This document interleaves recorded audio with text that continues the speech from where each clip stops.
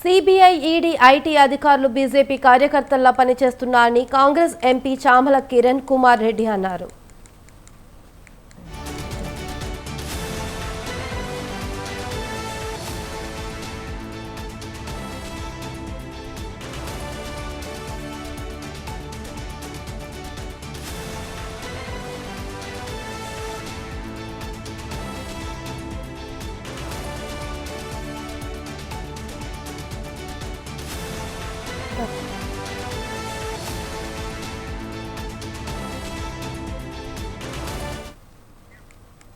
Formula ఈ car రేసును ED నీరుగారుస్తోందని విమర్శించారు. రాష్ట్ర ప్రభుత్వం నమోదు చేసిన కేసులను ఈడీ, సిబిఐ తమ పరిధిలోకి తీసుకున్నారన్నారు.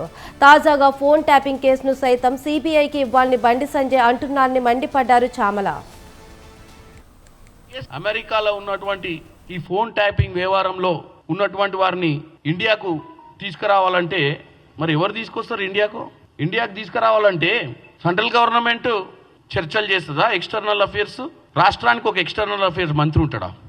మనకు చెప్పాలి తెలంగాణ ప్రజలకు. మీరు అమెరికాలో బీజేపీ ఉండాల్సిన పని ఉండదు. భారతదేశంలో బీజేపీ అధికారంలో ఉందనేది వాళ్ళు మర్చిపోతున్నారు. భారతదేశంలో అమెరికాలో ఉన్నప్పుడు కేంద్రము అమెరికాలో నరేంద్ర మోడీ గారే పోయారు కదా, రేవంత్ రెడ్డి గారు పోలేదు కదా భారతదేశం గురించి మాట్లాడడానికి. ఏమన్నా భారతదేశంలో ఉన్న సమస్యల గురించి పక్క దేశంలో ఉన్నటువంటి నరేంద్ర మోడీ గారితో మాట్లాడాలంటే ఎవరు పోతారు?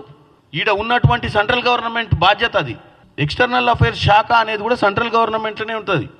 ఈరోజు ఫోన్ ట్యాపింగ్ వ్యవహారంలో అరెస్టులు కావాలి అనుకుంటే ఇటు ప్రభాకర్ రావు గారు కానీ శ్రవణ్ రావు గారిని తీసుకురావాలంటే మరి మనము తెలంగాణ నుంచి ఉన్న ఇద్దరు మంత్రుల మీద కూడా బాధ్యత ఉంది కదా. ఇక్కడ అంత పెద్ద మాకు ఒప్ప చెప్పండి సిబిఐ కానీ మళ్ళీ బండి సంజయ్ గారు మీదికి వెళ్ళి అంటాడు.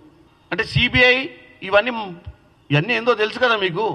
ఈ ఈడీ అనేది అయితే అసలు ఒకప్పుడు మనకు తెలియదు. ఎన్ఫోర్స్మెంట్ డైరెక్టరేట్ అనేది 10 సంవత్సరాల క్రితం భారతదేశ ప్రజలకు ఎన్ఫోర్స్మెంట్ డైరెక్టరేట్ ఉంటుందని తెలియదు. ఎన్ఫోర్స్మెంట్ డైరెక్టరేట్ ఏం చేస్తుందో కూడా తెలియదు. కానీ ఈ మధ్యకాలంలో ముఖ్యంగా మనం ప్రతి కేసులో అయిన పదాలు సిబిఐ, ఈడీ, ఇన్కమ్ ట్యాక్స్. వీళ్ళు కార్యకర్తల మాదిరిగానే ఉన్నారు బీజేపీకి. అంటే వీళ్ళు ఎప్పుడు అవసరం ఉంటే అప్పుడు వస్తారు. ఇప్పుడు వీళ్ళు ఏం అడుగుతుర్రు?